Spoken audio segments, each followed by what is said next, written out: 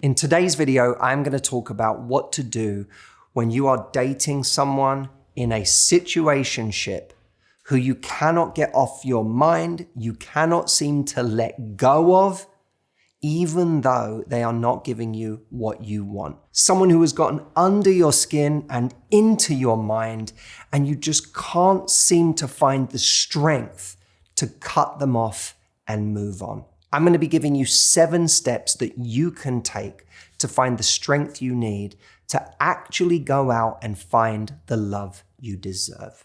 Welcome back to the channel. I'm Matthew Hussey, and if you are new here, I have spent the last 17 years of my life helping people find love, raise their standards and their confidence, and heal from the past.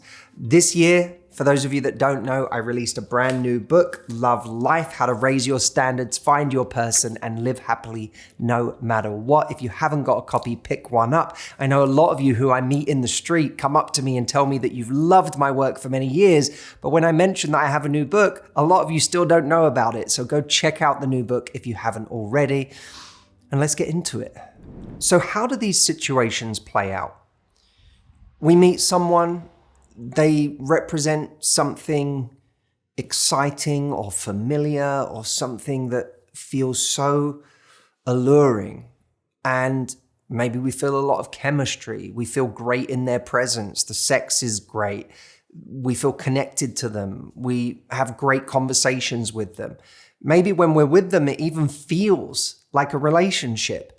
But when we're not with them, it feels cold. It feels inconsistent. It feels like a hangover. It feels like we're never really satisfied or fulfilled. We never feel safe. Maybe because they don't want the same things we do. Maybe because their communication is really inconsistent. Maybe they want to keep seeing other people, but they don't want to let us go. So they keep reaching out to us anyway. Or we can't stop reaching out to them. We can find ourselves becoming kind of obsessed with this person, obsessed with the possibility of where it might go, of what it could be if this person was just willing to play full out in the way that you are. We feel like this is hurting us, and yet we can't part ways with it because it feels too good when it's good. When we're in a situation like this, there are such highs and such lows. But the one thing they have in common is that they become chronic. We get locked into this cycle of not being able to let the person go. And it's for this reason that situations like this should be viewed less through the lens of romance and much more through the lens of addiction. How? When we feel addicted to a person like this, can we begin the process of letting them go and doing what's actually good for ourselves? That is the focus of this video. Step 1, accept what you're really dealing with. What you're really dealing with is not a love story anymore. You're dealing with an addiction. When you realize that, we stop repeating all of the details of the love story, how we met, how great the conversation is, how we can talk about anything with this person, how they know you so well, how the intimacy is so amazing, or I've never felt like this before. We can stop repeating all of the details that are part of the story and instead start to look at the whole thing a lot more clinically and go, this is no longer a love story. This is simply a person, me, being addicted to a situation that keeps hurting me.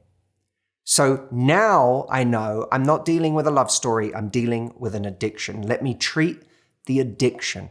Once we've done that, once we've named it, we can start taking the challenge of beating that addiction seriously.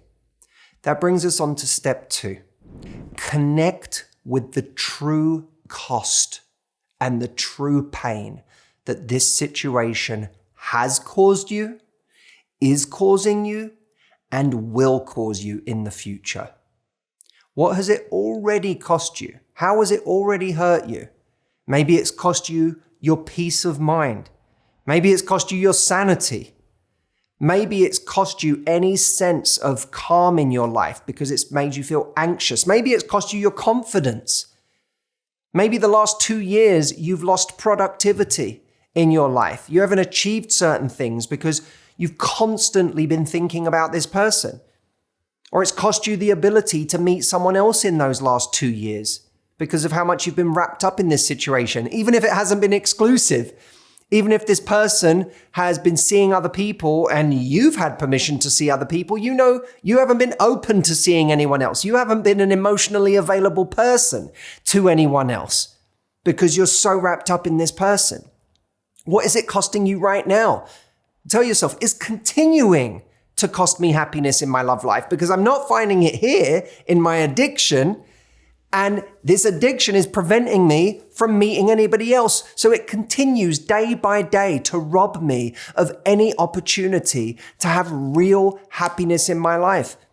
It's costing me my time every single day that I stay in it.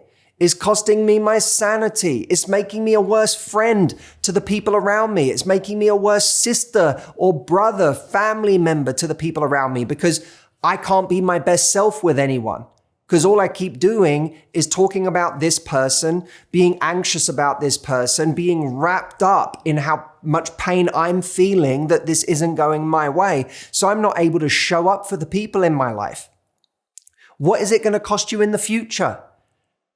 Because here's the thing. Sometimes the reason we haven't left yet is because it hasn't become painful enough. Right? We tend to change when something becomes so painful that there's no other option. But let's imagine that right now, it's not painful enough for you to leave. Well, we can find pain in the future because there is a reckoning coming. There will be a time, I know this because I deal with people every single day who are in this position. There will be a time where all of a sudden you look back on the amount of time this person has cost you, and it will be a day of deep, deep regret and sorrow. There will be a time where you become so angry at what this person has done, of what they have robbed you of, that you'll wish you could take it all back. There'll be a time where this person shows you that after everything you've been through together, they can still just up and leave or decide to go with somebody else, that it all counts for nothing. There is a much greater cost coming. So don't just connect to the pain it's caused you or the cost of being in it right now. Connect to the cost of staying in this situation another year, another 5 years, another 10 years, another 20 years. And if you think that's far-fetched, I am here to tell you that this happens all the time. I've worked with people, I've been working with people for 17 years of my life now, many, many thousands of people all over the world. And it is incredibly common for people to be in these situations for decades, not years. And when you start talking about decades, you're talking about your life. Connect to the true cost of continuing this addiction. Step 3, connect with the fact that seeing this person never works. There is a phrase that is used in recovery, which is play the tape forward. And I want you to apply this phrase to your situationship with someone. Play the tape forward refers to that idea of if you're going to have that drink, then play the tape forward. Play it forward to the next drink and the next one and the end of the evening and how you feel at that point. And the next morning when you wake up and how you feel at that point, how you feel about yourself, how you feel in your mind, how you feel in your body, the anxiety you feel the next day, the shame you feel the next day, the damage you've done by the next day. Play the tape forward. Now you can do the same thing in this dynamic with someone. Okay, they just texted you. They just asked you what you're up to. It feels really good that they reached out. You feel excited that this person that you want more with is thinking about you, that they want to see you this weekend or tonight. Play the tape forward. What happens if you text back? What happens if you go and see them? What happens if you spend the next 2 days in this little love nest with them, getting close to them again, getting connected to them again, having sex with them again, feeling intimate, reopening the wound? What happens the day after you leave them? What happens when they now don't text you back? Or when you know you're not going to see them for another couple of weeks or a month? What happens when you realize that they're seeing other people in that time that they're not seeing you? Play the tape forward. Experience the hangover that you're going to feel after you've seen this person, after you've gotten reconnected. And remind yourself that every time you have played out that scenario, it has never worked. If you want just a little bit of meaningless fun in the moment, it might work for that. But if your goal is to feel happy, is to feel loved, is to feel safe in a relationship, it has never worked for any of those goals. Step 4, get the liquor out of the house. This is an acknowledgement of the fact that the greater our proximity to the thing we're trying to break free of, the less control we feel, especially in the early stages. And we want to set ourselves up to win. No matter how much logically we know this person is bad for us and this situation hurts us, there is an irrational part of us that doesn't run on logic, that just has the craving. I don't care. I just want to see this person. I just want to be with them. And we have to make sure that when that irrational part of us rears its head, there aren't things in easy reach that allow us to go and satisfy that craving that's going to leave us with the giant hangover, and if we play the tape forward, make us really unhappy all over again. So what does this look like? Well, it might mean removing reminders of this person from our space, from our house. It might mean muting them on social media so that we don't see their posts, we're not seeing what they're up to or being reminded of them in that way. It might mean not going to events where we know they are going to be there, because we know that's going to trigger us. We know that's going to make us want to go home with them. It might mean, if we're really brave, sending a message to this person and saying, please don't reach out to me again. This isn't working for me. I'm moving on. This is it for me. Or if you can't do that right now, it might just mean not texting them. It might mean going away for a while, getting space. Look, I want you to imagine that every time you get proximity to this person, it makes you feel weaker. And that is antithetical to our goal right now. What we want is to become stronger, is to become more powerful. And with that distance, we give ourselves the space to become strong again. And once we get stronger, that person won't be able to tempt us in the same way again. We'll be strong enough to resist anything that comes from them. But right now, we have to get strong by getting space. And that means getting the liquor out of our house and off of our phone. Step 5, anticipate the crash. Understand that when you get the liquor out of the house, when you stop texting this person, when you get space from them, you're now going to be sitting in a life without them. And it's not going to have the highs and the lows and the roller coaster that you've been on. And that might feel bland or boring or tasteless or even meaningless. And it's at those moments that your cravings, that part of you that just wants its fix with this person, will kick and scream and tell you a story about how you can't be without this person, about how you're giving up some incredibly special connection, about how you're being too ruthless, about how something amazing could happen if you just saw them one more time, about how you'll never meet anyone like this again, or you'll never find a feeling like this again. It will all start telling you a story, because its one goal is to get you to go back to that person and get the comfort that you so sorely want. Now, we have to sit in that discomfort and understand that this pain, these cravings, although they're in the foreground now, they are actually transient. If we can sit with them, they will dissolve. And yes, they will come in waves. It's not like they'll dissolve once and then never come back again. But with every wave that we sit in and allow to pass, we realize that it's possible for these waves to pass. And gradually, we start to need that thing less. We get distance not just from the person, but from the feeling that person provided.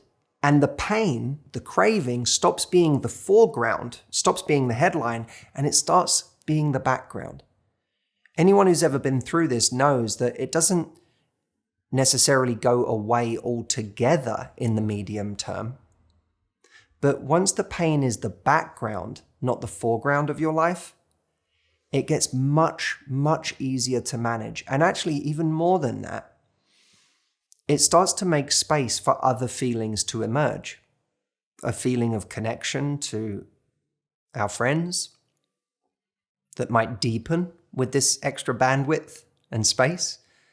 A feeling of expansion in our community if we start actually meeting new people with this new energy and these reserves we have. You might even surprise yourself to find that you actually start to get excited at the prospect of meeting someone new. An excitement you couldn't have felt without the space you have created from this addiction. Or just a new kind of addiction that we feel to the calm that we're starting to feel, because this chaotic presence or this person who makes us feel anxious or unworthy is no longer in our life. So we start to feel calmer, more centered. We start to feel a bit better. And now that the pain is in the background and these new feelings start to take over in the foreground, we can start getting addicted to these new feelings. And by the way, when you are in those early stages of your mind kicking and screaming that you need this person, it can help to have the same thing that many people have in recovery, which is a sponsor. Someone you can call and say, I feel like I'm reaching for this person right now. I'm about to text them. I need you to talk to me because I'm having the worst night. I feel so depressed. I feel so lonely. I feel so anxious. I feel like I need them. I feel like I need to text them. That person can be the loving, compassionate, and objective presence that you need in that moment. Find yourself a friend who will tell you, if you're about to call or text them, call or text me instead. And if you don't have someone like that in your life, I have a tool that can help you. It is called Matthew AI, and a lot of people are using Matthew AI specifically for this right now, to help emotionally support them through exactly this kind of situation. I'll leave a link at the bottom for anyone who hasn't tried it yet. You don't have to sign up right away. If you just want to try it for free and see how it can make you feel, check it out. It is super powerful and it's helping a lot of people right now in this situation. Step number 6, develop a new identity for yourself. Identity is one of the most powerful forces in human beings. When we have an identity for ourselves, we feel the need to live in accordance with that identity. Now, the old identity might have been, I'm so in love with this person and I have this amazing story with this person and, this person is my soulmate. And that identity is part of what draws you back to them. But if you develop a new identity, one that is in conflict with the idea of continuing to go back to this person, that identity will be the stronger force. Your new identity might be, I am a person who respects themselves, or I am a person who is brave. I am a person who takes care of themselves. And someone like that would never keep going back to someone who disrespects them, or who isn't prepared to really show up for them, or who makes them an option while they continue to sleep with other people. That goes against my identity for myself. I think of Rich Roll, who talks very openly about his alcoholism and his journey to sobriety. And a huge part of that journey is that he became someone who ran marathons and ultramans and did these incredible feats of physical stamina. And all of those things became a huge part of his new identity, an identity that was massively in conflict with his old life as an alcoholic. To go back to that life would be in conflict with this entire new identity that he had created for himself. And that can be true for you too. What kind of person do you want to be going forward? What will be the new and empowering identity that you have for yourself? And that brings us on to step 7, which is you have to put evidence behind that identity. You have to give that identity substance by making decisions that are in accordance with that identity. Every time someone sends you a message and you say, I'm not responding to that because I am the person who respects themselves, or I am the person who doesn't settle for less than the thing they really want. I am the person who has really high standards for the people they let into their life. I am the person who cultivates a really beautiful circle of human beings who care about each other, who are there for each other. I am someone who values reciprocity. I am someone who has people's backs, but I give that to people who have my back. If that's your identity and you get a text from someone who's never really had your back, who's never been reliable, who won't commit to you, when you get that text, you say, I'm not going to give this person the time of day. I'm the person who invests in people who invest in me. And when you don't text back, you put weight behind that identity. You show that you mean it. I had a woman join me on my retreat who would go on dates and she would sleep with guys very quickly when she met them on a date. And she would, go on a first date and she would feel excited about someone and she'd go home with them. But then she would say the next day, I didn't feel good about myself. I didn't enjoy the feeling that I had afterwards. It would erode my confidence each time and it would make me feel anxious. And she said, one day I went on a date with a really hot guy and I felt like he was kind of out of my league. And that made it even more difficult because I was excited to be with this person. And at the end of the day, he wanted to go home with me. But I had already made a rule for myself that I am not going home with this person tonight. No matter what, no matter how I feel, no matter how excited or turned on I feel, I am not going home with this person. And so she told him that. When it got to that part of the date, she told him that she had to go home. And the next day, she said, far from regretting that decision, I actually felt really, really good about myself. I felt more confident. I felt empowered. And I felt even more empowered because of how tempting this person was. That they were someone that was especially hard to say no to. And I said no. When she declined his offer that night, she put weight behind her new identity. She reinforced the person she now was. It's like you're saying there was a before when I just allowed these things to happen, and there's an after where I stand up for myself. And every time you do stand up for yourself, you're reinforcing that new identity you have as a person who does that. None of this is easy. What we're talking about here in this video is big stuff, but the stakes are high because it's our happiness that we're ultimately talking about. We are waging a war against our addiction, which is something that has been making us chronically unhappy, and we deserve to be happy. Everything that I'm talking about in this video is possible. And day by day, it will get easier, the pain will get less, and you will create the space for new and wonderful things to happen in your love life. That will eventually make this situation you're addicted to look like a joke compared to the real thing. If, by the way, you're out there dating right now and you want real progression with someone, not getting stuck in this stasis that never goes anywhere, I have a program called the Momentum Texts, which is about the price of a latte these days, which will show you 67 messages that you can send in the course of dating to both move things forward and to assess whether someone else is willing to move things forward.